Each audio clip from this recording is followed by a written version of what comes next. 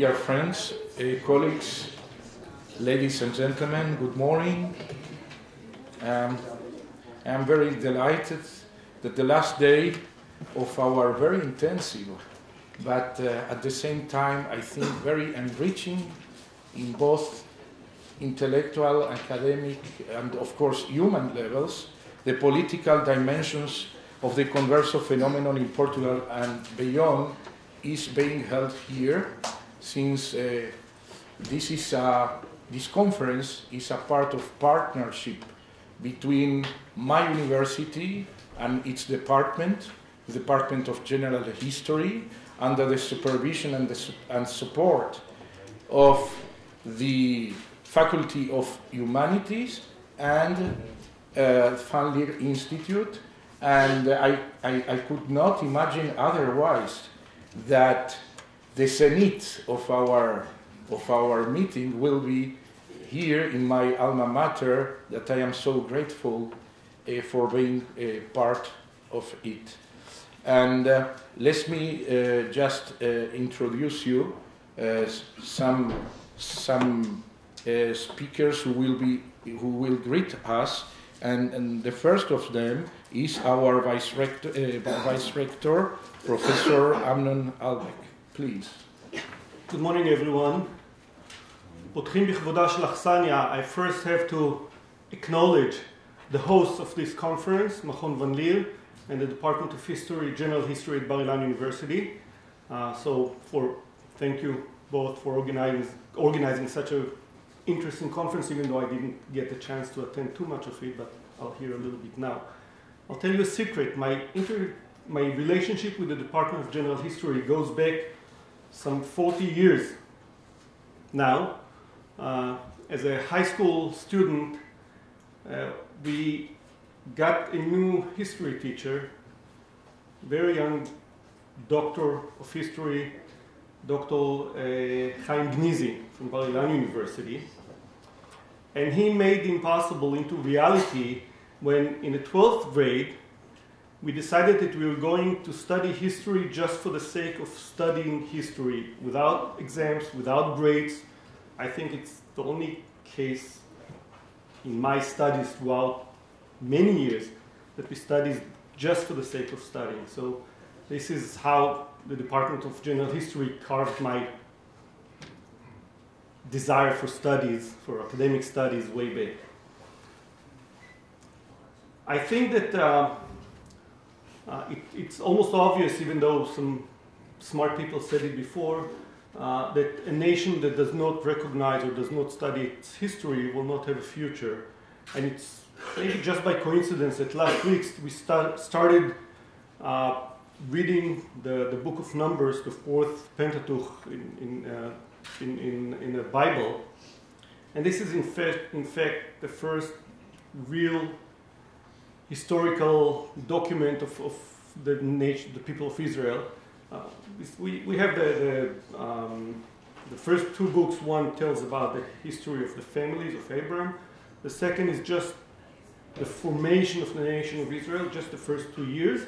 But the most 40 years of wandering in the desert is just starting last week, and will continue till Sukkot for about almost half a year.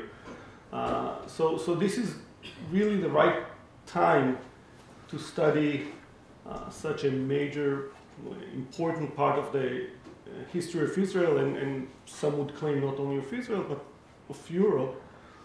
And I think that this is a wonderful event and very important one. And I wish you all a very interesting last day of this conference. Thank you.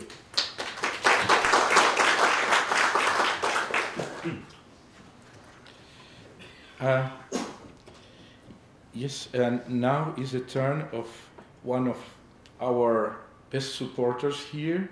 It's our Dean of the Faculty of Humanities, Professor Shifra Baruchson-Arbib. Please. Good morning, ladies and gentlemen. I will mention the most important people that took place in this convention, although part of them didn't arrive yet. So first of all, His Excellency, the Ambassador of the Portugal Embassy in Israel, Miguel Almeida Sousa, the Cultural Attaché of the Portugal Embassy, Mrs. Laura Olive, Professor Cyril Aslanov, Head of the Mediterranean Unit in Leer Institut in Jerusalem, our Vice Rector, Professor Albeck, Head of Department of History, my friend, Dr. Hilda Nissimi. Welcome to this last day of the international workshop, The Political Dimension of the Converso Phenomenon in Portugal and Beyond. This workshop is a joint project of a number of institutions and research groups. First, the Portuguese Embassy, the Leer Jerusalem Institute, the grant of Professor Dov Stuczynski by Israeli Academy of Science and Humanities, Bar-Ilan University, and the Journal of Levantine Studies. Thanks to their initiative and efforts, we are joining today the third day of this important research meeting. The Converso's issue is an intra-Jewish, intra-Iberian, and international issue. It studies persecuted minority groups who converted at times by force and at times by choice.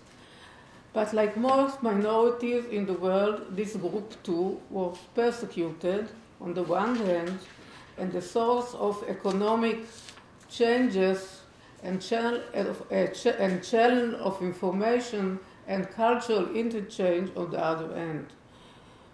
We find the Conversos in all of Europe, especially in Portugal, Holland, Italy, and also in the New World, in the Iberian colonies, and in Anglo-Saxon and Dutch colonies. The research presented in this workshop is an example of the interdisciplinary approach that has spread in the circle of historians from the second half of the 20th century. The stage of history, which was dominated by kings and wars, changed, and new actors appeared, laymen and minority groups, with their significant contribution and their problematic existence. The modern historians have to deal with more issues as self-identity, freedom of religion, and acceptance of minorities and outsiders. The Converso's research is an integral part of this new trend.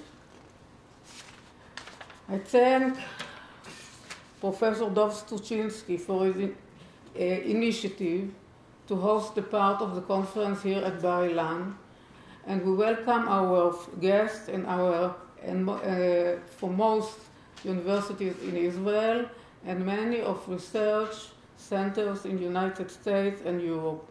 I hope the conference will inspire more mutual activities in the future. I wish you all a productive day of discussion and personal acquaintances. And I will tell you a secret, I am a historian too, which my PhD was at about the reading interest of the Jews of the Renaissance, but fate led me to another angle. I founded here the Department of Information Studies, so from old books I am now in the internet world.